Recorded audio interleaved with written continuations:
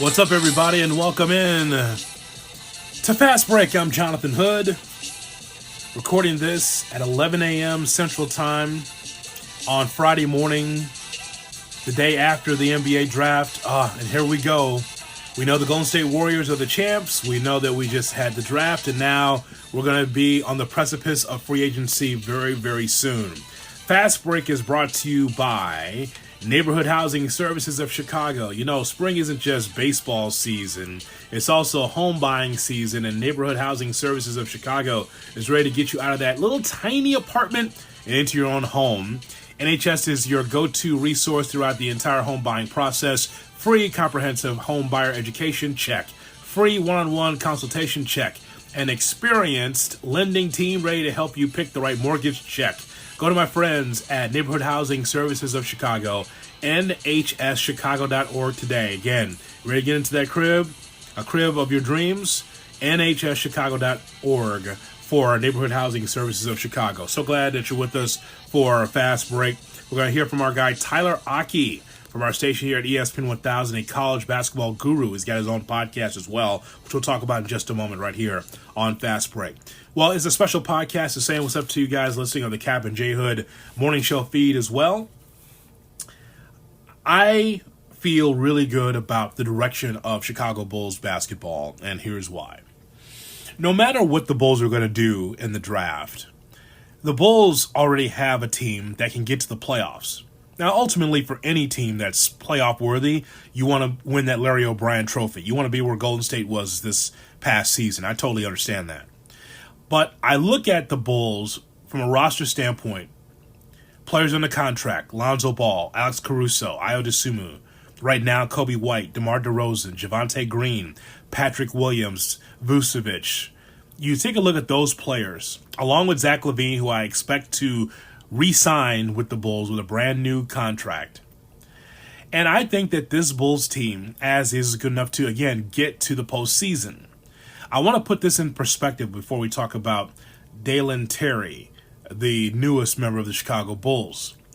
Do you know the Bulls took a really impressive step this season? They improved by 15 victories and got themselves an outright playoff spot. We saw the Bulls, as a matter of fact, as the number one team in the East for quite a while. But one game after the All-Star break, the Bulls were 39-21, but then they went 7-15 the rest of the way. You know what caught up to them? More talented teams, defense, injuries, and the offense was geared toward DeMar DeRozan's mid-range game, which is not a negative by any stretch because DeMar DeRozan, as you and I both know, was an MVP candidate. Chicago ranked last in NBA three-point attempts and next to last in makes. This is why the Bulls need to upgrade as far as their shooting off the bench. Nothing wrong with DeRozan hitting those twos, but in today's NBA, you know it's about multiple players that can knock down the three ball. Lonzo Ball took 7.4 three-pointers per game, and Zach LaVine took 7 a game. But it dropped off when Ball got injured. And so I believe that the Bulls here in the offseason free agency need to be able to upgrade their shooting. But as is, there's nothing wrong with this team being able to run it back with Vucevic, with LaVine, with DeMar DeRozan, with Patrick Williams. Ultimately, health is going to help this team. Hell, they were, as I mentioned, in first place for a while, the number one team in the East. I knew they couldn't stay there. There was a quirk in the schedule in which the Bulls earned a lot of those victories on the road, But you just know that the Bulls don't have Giannis, and they don't have Embiid, and they don't have Jimmy Butler, and they don't have Tatum and Brown, enough to be able to sustain themselves as the number one team in the East. But it's still a good season for the Bulls. Now they've got to be able to upgrade this. And so Dalen Terry comes in via the draft, and we'll talk to Tyler about this in just a moment. A versatile defensive player, offensive upside coming out of Arizona, similar to Patrick Williams. I see so much of a similarity to Patrick Williams, in which Williams was at Florida State, and his numbers were not impressive, just like Terry's are not necessarily impressive coming out of college, 8 points a game, 5 rebounds, 4 assists, but again, Terry was on a very talented team, and there were multiple players that made a difference for that Arizona team. Same thing with Patrick Williams at Florida State. But I like the ability for him to be a catch-and-shoot guy, three-point shooter, and has a long wingspan. He's just going to plug into what the Bulls already have. It's not about this draft. It's not about the number 18 pick. It's about how this Bulls team can develop and be healthy. How much do they have in that regard? It's not about big splashes and trying to get KD in here and Kyrie. If it happens, it happens. But for this Bulls team, they have to be able to find a way to stay healthy, but upgrade their shooting. As is, they cannot be able to even get close to the Eastern Conference crown without great shooting. This draft was very interesting. We'll talk to Tyler Aki about it right here on Fast Break, and we'll get back to some more Bulls conversation as well right here on Fast Break on the ESPN Chicago app. Here we are with Tyler Aki from our station here at ESPN 1000. Also, the Made for March podcast. Look for Made for March podcast as you look for your podcast for college basketball conversation. Tyler joins me here on Fast Break. Tyler, thanks so much for joining me. Anytime for you, Hoodie. I love draft season. I know you love draft season. It's like our two loves, right? The college game and the NBA game, and it meets right here. It really is. I thought it was interesting last night. I mentioned to Cap on Cap and J Hood, I thought the draft was breezy. I didn't feel like it was like the NFL draft where it was just seemed like it was arduous. I thought Malika and Kendrick Perkins and Jay Billis, they just kind of breezed right through the draft without a lot of drama or anything like that. It was just, you kind of knew where the picks were going to go, and I thought it went well.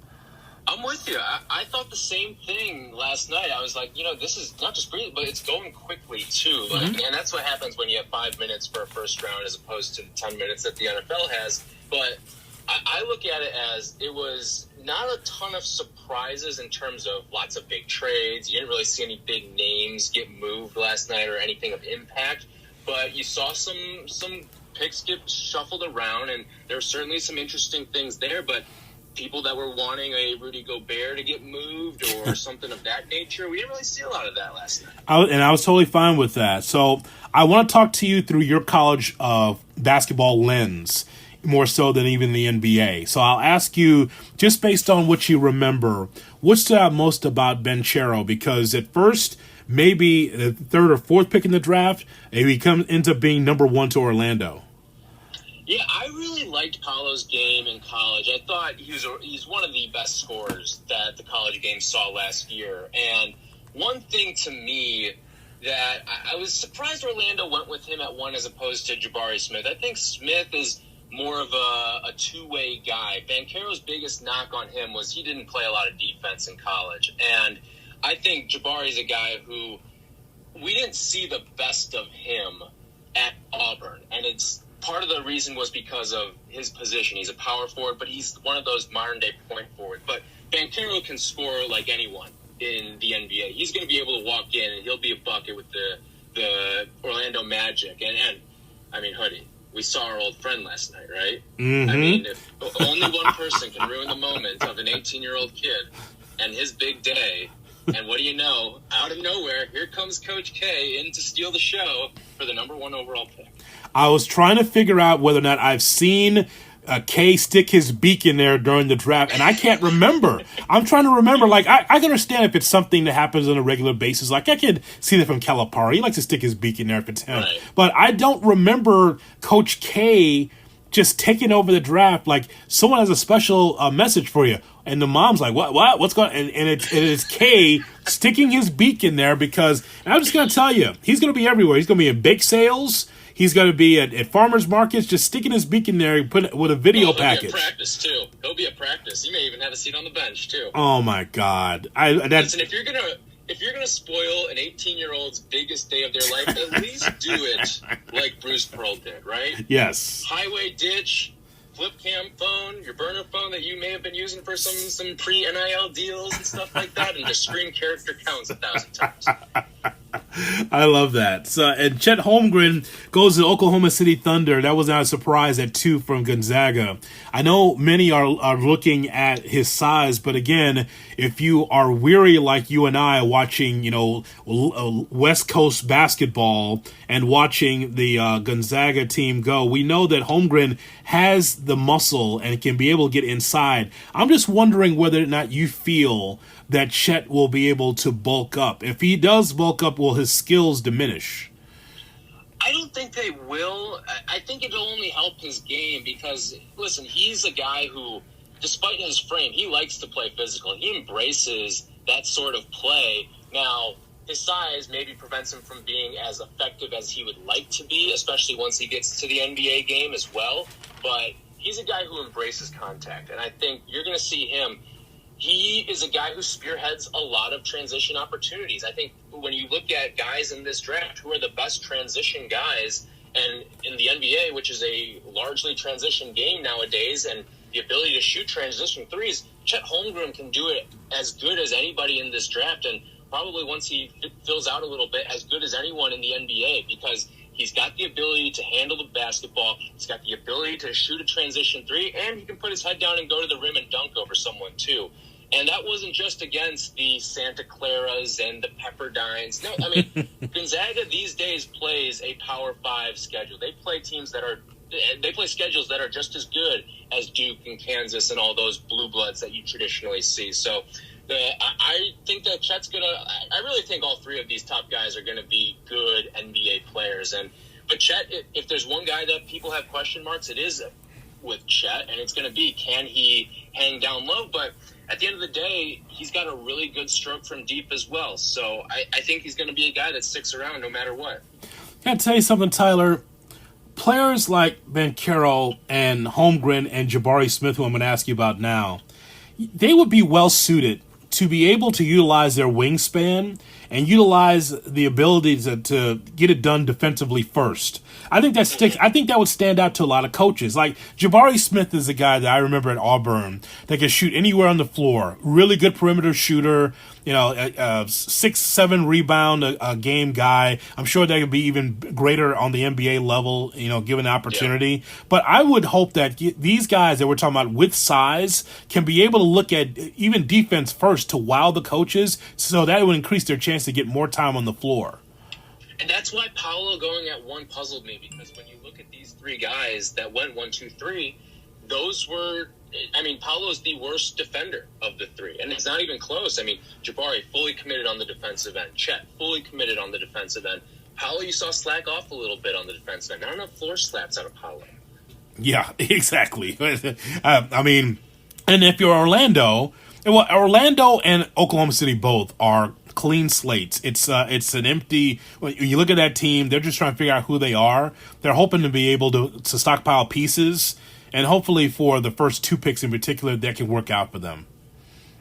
Right, and I look at Orlando too. You've got some good defensive pieces there. It obviously didn't work out in Chicago, but Wendell Carter Jr. is a solid interior presence. You've got some defensive pieces on that Orlando team where you may have just wanted to get the best pure scorer, and I think Paolo can be the best pure scorer in this draft because his game is so predicated offensively. You look at what he can do. He can score at all 3 levels. He's a really physical guy inside as well. He's a guy who a lot of people think reminds them of Carmelo Anthony a little bit. And if you're getting a Carmelo Anthony type scorer at 1, you're in a good spot if you're the Orlando Magic. Let's talk about more size with Keegan Murray, because he's 6'9". Boy, this kid could maybe, with a little bit of a growth spurt, maybe he'll be 6'11". But you take a look at that frame, and we talk about the size, the athleticism.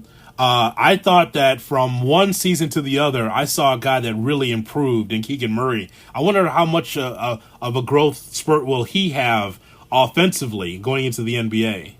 Well, he took the huge jump from his freshman to sophomore season, and this is a guy who, you look at a lot of the Big Ten guys in this year's draft. They're guys who took monster leaps from their freshman to sophomore season, and none of them, I don't think, were any bigger than Keegan Murray's, who he was kind of a role player at Iowa, and then all of a sudden became the Big Ten Player of the Year. And he's just a guy who he hits big shots. He made big plays at Iowa. And he did it despite the fact that his team wasn't very defensive-minded, defensive-oriented. Iowa usually isn't one of those teams. But he's a guy who went out there and really proved himself. And I think that's one of the things that should really intrigue general managers that picked guys that were not freshmen, is the leaps that a lot of these guys took, freshman to sophomore. That's tantalizing when you get that into the NBA. Guys who took those big leaps and now can make an even bigger leap. Because you've seen that's dedication in the gym. That's dedication in the summer. That's dedication to wanting to be the best possible basketball player that you can be. And a guy like Keegan Murray, Jaden Ivey, Johnny Davis, I mean, those are 3 Big Ten guys that went out there and really proved themselves in that second year. And I think if you're a GM, you got to be pretty happy with that because you see the dedication in these players. Yes, I really enjoy the player, but I love the story even more of Jaden Ivey. Right? Oh, yes. Niall Ivey, his mom, former NFL receiver Javon Hunter. I think that's his dad. That's pretty cool, man. I love the athletic pedigree. I remember, was that on game day or the college game day with a special piece on him? I believe there was, yeah. Man. And listen, Jaden Ivey, I mean, this is the most athletic player in the draft. Mm-hmm. And he's one of my favorites. And a lot of people said, he might slip out of 4 because the Kings, they've just got too many players and have drafted too many players like Ivey at 4 that it wouldn't make a lot of sense for them to have this really compact guard room that there's too much talent almost there. And that's where I think the Pistons got really lucky with him landing at the 5 spot in this draft, because I do think Jaden Ivey's going to end up being better than one of the top 3 guys that went in this draft. Certainly, I think he'll be better than 2 of the top 4 that went in this draft. Now, who are those 4 going to be, or who is he going to elevate past?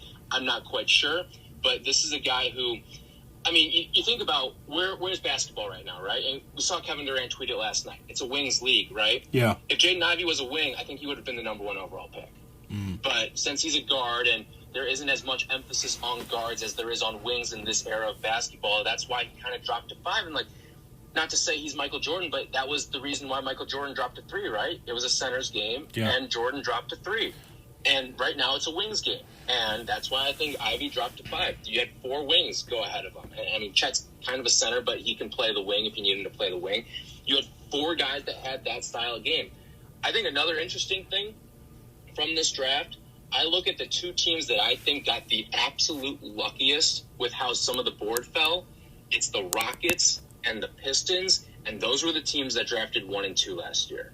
And I feel like they had the board really fall to them nicely. And don't be surprised if those are the 2 teams that really spearhead this league moving forward, because they got the 1 and 2 picks back in 2021, and I think they may have gotten the first and second best players despite drafting 3 and 5 in 2022. Tyler, is there someone that slipped that surprised you in the first round? AJ Griffin really surprised me, seeing him continue to drop. And kind of the centers as well to a degree with Jalen Duran and Mark Williams. They both dropped a little bit. I thought both of them should be lottery picks. Now, Duran went 13th, and his rights are transferring over to Detroit. And Mark Williams, he goes just a pick outside the lottery. But AJ Griffin's one that I was a little surprised. He's a really strong two-way player. Shot 45% from 3 last year in college. And I think he's going to be a guy that he's got the NBA pedigree. His dad was an NBA player, Adrian Griffin with the Bulls, and also an NBA coach right now. He's with the Raptors, and he spent time with the Bulls as well. I just think that's a guy who we're going to be looking back and say, AJ Griffin probably should have been drafted a few points higher. Malachi Branham was another guy that I thought slipped a little bit. He goes at 20 to the San Antonio Spurs. And then I think the biggest one that everyone's talking about is what the hell happened to E.J. Liddell, dropping all the way down to 41. I mean, that's a guy who people thought the Bulls might take at 18. I believe his draft order prop was set at 20 and a half, and he ends up going at 41, so that's double that right there. I was really shocked with this. Liddell went back to school to improve his three-point shooting and defense. He did both of the requisite things to do that and accomplish that, and he still drops to 41. But I think the Pelicans got a real steal there, and a lot of people are saying this could be like Herb Jones, Herb Jones was a guy last year, goes in the second round. Some people thought maybe he could go in the first round, but he's a really solid two-way player. And that could be Liddell for this Pelicans team. He's going to provide defense. He's going to provide length. I almost look at him as like a Grant Williams type. He's a very similar mold of him, and I think he plays a very similar game as well. You know, let's start and talk about Mark Williams, because you just mentioned him just momentarily. So, Tyler, I think that if he has a 3-point shot, then maybe he's higher in the draft. But and it all depends on what you want as a team, right? If you want someone that could be a potential shot blocker, because looking at my notes, dude's got a 9'9" standing reach. That's unbelievable. That's insane, right? Because right. Oh my God. So if that's what you want, you know, where that is like it's like Montrezl Harrell on steroids, meaning that he's a monster. He's got a great motor and can be able to do that as a shot blocker around the rim. Okay, great. I think because of the lack of versatility, I think that hurt him in the draft. I've seen plenty of guys in the G League that are very good from the foul line down, but can't shoot from the outside, and it holds them back. Right. I look at Mark Williams, and he's got like the measurables that you listed off there, Hoodie, but I really like the way that, I mean, you look at some of the teams that did well in the playoffs this year, they have Mark Williams types, right? Mm-hmm. And he kind of reminds me a little bit of DeAndre Ayton. He's going to have to improve his jump shot a little bit, but if I'm remembering correctly, Williams was a solid free throw shooter, so the form is there. It's just going to be, can he step that game back? And listen, I think the biggest thing with NBA development teams these days is if your biggest weakness is shooting, we can go in and fix that, because that's just get in the gym for a couple hours, and over time you can develop that shot. I don't know if we'll ever see him step out and take the three, but if he can get the 18-footer down, and listen, the defense is there. There's no questions about the defense. He's a guy who he may end up being the best defensive player, especially on the interior, out of this draft. And there's some good ones with Williams, Duran, Chet Holmgren as well. Christian Coloco as well. There's some really, really strong defensive players in this draft. And I think Mark Williams, he's going to have to stretch that shot out if he wants to really hit it big. But I think he'll be a long-time NBA starter. Before I ask you about the Bulls picking Dalen Terry, I have to tell you, and you and I both texted each other when we saw Patrick Baldwin Jr. go 28 to the Golden State Warriors. Horizon League stand up with Patrick Baldwin Jr. Now, this was a first-round talent, top 10 talent before the injury. So he gets injured, for those that don't know, at Milwaukee with the Panthers. His dad gets fired from Milwaukee. Patrick Baldwin's picked up by the Warriors, and I saw that pick, and I go, of course the Warriors took Patrick Baldwin Jr., a guy that's coming off of an injury. Of course he is. That's a top 5, top 10 talent, and now he's picked at 28. This whole thing with the Warriors, it is amazing infrastructure, how they are stockpiling young talent while they're still winning championships. This is what good organizations do, right? I mean, when I look at this pick here, and this is what the NBA draft is now, because there is such great talent in the sport, starting at the AAU level and then getting all the way up into the college ranks. When you're looking at NBA draft prospects, there are so many guys that go in the second round, that go late in the first round, that even go undrafted, that are lottery-level talents, but maybe they just ran into the wrong college developmental systems. Mm-hmm. And that could be the case with Baldwin here. If he had gone to Duke, like was probably anticipated if he hadn't picked his dad's school, who knows? We may be talking about Pat Baldwin as a top 5 pick. Maybe he goes ahead of Paolo Banchero. Maybe outshines him. Who knows how it all goes down, right? But I look at this as, this is exactly what the Warriors need, right? Wiggins will have his time, but he probably won't be back with the Warriors on his next contract, in all likelihood. But that's where you have these draft prospects. Jonathan Kuminga, Moses Moody, and now Pat Baldwin. This is just a developmental breeding ground. And, you're looking at the guys who could be the next sort of Jordan Poole, Andrew Wiggins types without having to go out and pay for an Andrew Wiggins or a Jordan Poole. This is the recycling that good organizations do. A couple of quirks in the draft. So Oklahoma City takes 2 Jalen Williams. Yes. You take Jalen Williams. You take Jaylin Williams. That's weird. You get the Lakers in Summer League get Scottie Pippen Jr. and Shareef O'Neal. You got a scouting report on Shareef O'Neal? Is he any good? Do you know if he can play? I don't know if he can play. play because he really hasn't played the last couple of years. He's been in college. I want to say he came out as a sophomore, but he was a guy who he battled some heart issues, so that sort of stunted his growth a little bit and his development. He started at UCLA, goes to LSU, his father's alma mater, and I don't know. I just don't know. Obviously, the genes are working in his favor, but we'll see. I think the more intriguing prospect is Scottie Pippen Jr. That was a guy he was a scorer, big-time scorer in the SEC with Vanderbilt. Didn't have a lot of help around him either, and allowed Vanderbilt to play in and win some games that they really probably shouldn't have. I'm actually sort of intrigued by that one, the Scottie Pippen Jr.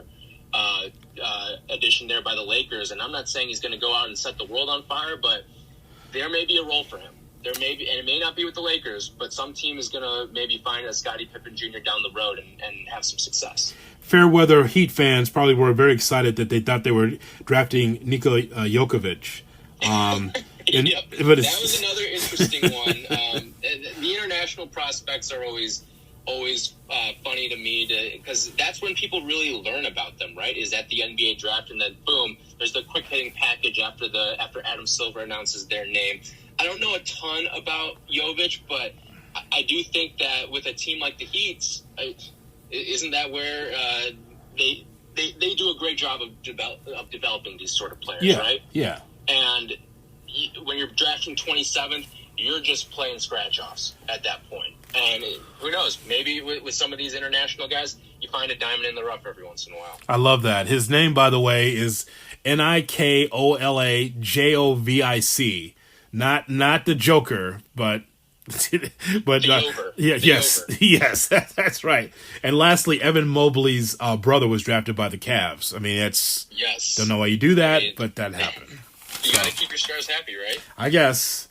So we get to the main event, and here we are, Tyler. So the Bulls and some Bulls fans were looking for some splash, and I'm like, boy, you just don't know Karnisovas very well. There are no splashes coming out of the Bulls camp. Dalen Terry, what do you think of the pick? What was your initial reaction when you saw it? I was surprised in the sense that I thought they would look a little more offensive, but the more that I've thought about it, look at AK and Eversley's draft history so far, right?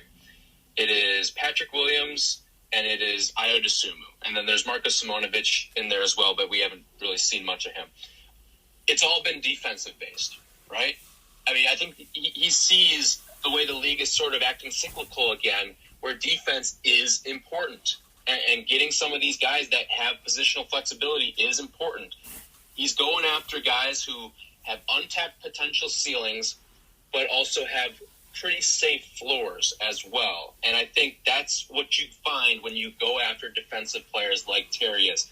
All-defensive player in the Pac-12 last year. He's a stud on that end of the floor. It's going to be, can he develop that offensive game? And I think it's a very similar pick to Patrick Williams. Mm-hmm. They're very similar players, both 6'7", both really long wingspans there, and both were guys that were integral role players on teams that were one seeds. Or I guess Florida State wasn't a one seed, but they were going to be a one seed had we gotten the NCAA tournament that year in the COVID season.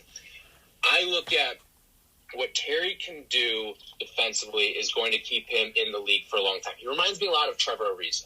And it's going to be, can he develop that three like Ariza did over the course of his career? That's going to be if he can become that Trevor Ariza. But he's going to be a long-time NBA player, I think. He'll fill out his body, I think, a little bit. He doesn't have a lot of work to do there, I don't think. But he's a catch-and-shoot guy. The three-point shot kept getting better. He kept improving. But just like Patrick Williams, these coaches had to kind of prod it into him, saying, hey, go be more aggressive. Go be more aggressive on the offensive end of the floor. And that's the same thing that you heard with Patrick Williams when he was at Florida State and when he's been with the Bulls this season and the season before that as well. There was some criticism on Friday morning with our show at Cap where we had a caller say that the Bulls drafted something that they already had. They felt like the pick was redundant. I don't agree with that because if nothing else, the Bulls really need some defense. And I think it starts on that end. I know that Terry mentioned that he didn't like to be called a glue guy at Arizona until he actually accepted it. And maybe, some youth and some defense could be good for the Bulls, couldn't it? Absolutely. I mean, if there's one place you want to be redundant at, wouldn't it be a 6'7" wing with a 7-foot wingspan that plays really hard on the defensive end of the floor and really thrives on that end? That's where you want redundancy on your team. And not just that, there's positional versatility with Dalen Terry as well. This is a guy that can play point guard for you. He really can. And we've seen Lonzo Ball's injury history. All indications are, based on his track record, he's not going to play 82 games for you every single year. He may not even play 65 games for you every single year. And having a guy like Terry who can take some of the weight off of guys like Ayo and Caruso and be that point guard, this is a guy that sees the floor really, really well. Really well. And that's something you can't teach. And when you've got a guy with a 7'1" wingspan who can see the floor as well as he can and can hit a spot up three, I'm intrigued by that. Towards the end of his career at Arizona State, his final is so in the Pac-12 tournament and in the NCAA tournament, he shot 60% from three. Now, he doesn't take a lot of them, and that's going to be the next step is, can he make them on volume? Obviously, he's not going to be a 60% three-point shooter in the NBA, but can he be a high 30s, low 40s guy in the NBA and play superb defense on the other end? Lastly, tell me why Ty Washington will be a key for Memphis in the next couple of years. Because I think he plays alongside a guy like John Morant really well. I mean, Ty hits some big shots. He reminded me a little bit of John Morant. And listen, perfect. I was a little shocked Ty Fell as late as he did. I thought he'd be a guy that went early 20s, but he's certainly more offensive-minded than defensive-minded. But he's one of those guys who you always hear it with some of these prospects. Get him in the league when there's more space and let him go to work. I think this is one of those guys that really applies to as well. And he showed that he can play off the ball and be that sort of two-guard. I know he's listed as a point guard, but he could be a two-guard for you because he did exactly that in college alongside Severe Wheeler at Kentucky, who Severe was more of a traditional point guard, facilitate first guy, and Ty was more of the combo guard type. So I like the pick for Ty. I was surprised he almost fell into the second round there, but I think that's going to be a really nice addition for this Grizzlies team. I think the Grizzlies actually did a pretty nice job in this draft. I do too. I think that when I saw Washington go to the Grizzlies, I go, boy, that's a Grizzly type player. I mean, it fits that youthful exuberance, that energy up and down the floor. I think he can be able to work with them nicely. I like that pick. Plays hard. Plays really hard too. I mean, we've seen a couple of those guys with Cal, like with De'Aaron Fox, SGA. Like those are guys that play really hard on both ends of the floor. And I think that Ty is going to be one of those guys that he'll definitely help out there. I will say this: the one guy that I was hoping the Bulls would take was Malachi Branham. Yeah. At 18. Because Branham, he reminds me a little bit of Mikal Bridges. Mm-hmm. And I think the Bulls could really use a Bridges type because you know what Branham is offensively. He's a guy, he's got length, and for, I believe he's 6'6", 6'7", or 6'5", rather. Yeah. But he can shoot over top of guys, and which is a rare trait that you'll find with guys that are 6'5". He can shoot over the top of some guys that are even bigger than him. And so with Branham, I would have liked that because the offense is a little bit more there, but with a team that needs defense as much as the Bulls do, I mean, I think the perfect way to sum up Dalen Terry is he is the anti-Zach LaVine. He is the exact opposite of what Zach LaVine is. Think of everything that LaVine does well. Terry doesn't really have that. But think of everything that people and Bulls fans gripe with LaVine, whether it's sloppy ball handling, his defense. That's exactly what Terry is. So I think the two of them can complement each other pretty well. My friend, last thing I have for you, and I appreciate your time. Back in the day, ESPN2 would have a show in which they'd look at the draft in inverse order, meaning that with a player gone, what does the team look like? So I'll ask you, out of all especially the top 10 picks, which team, whether that's Duke or Gonzaga or Purdue, Arizona, Kentucky, Baylor, Wisconsin, is there a team that will be hurt with the absence of a player leaving and going to the NBA? I think there's a good number of them here. I think Duke's going to be fine. Mm-hmm. They've got a top-tier recruiting class. They'll be fine. Gonzaga, they don't have the top guy like Holmgren and Suggs that they've had the past couple of years, but they brought back some pretty good players too. They'll be fine, and they got some good transfers as well.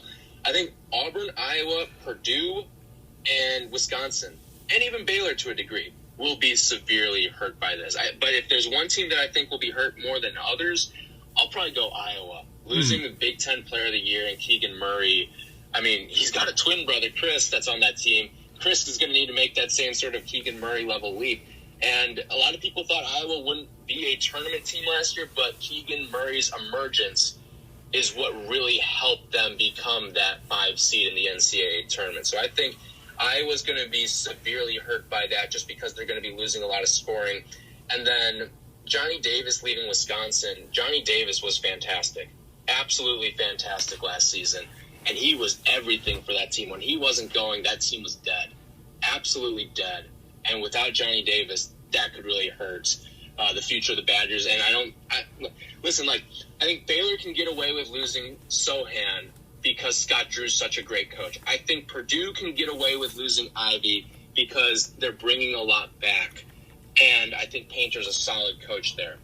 But I don't see it with Greg Gard, and I don't see it with Fran McCaffrey to replenish some real surprises to that roster. Like, people knew that Purdue would be good because they saw the anticipated leap with Ivy.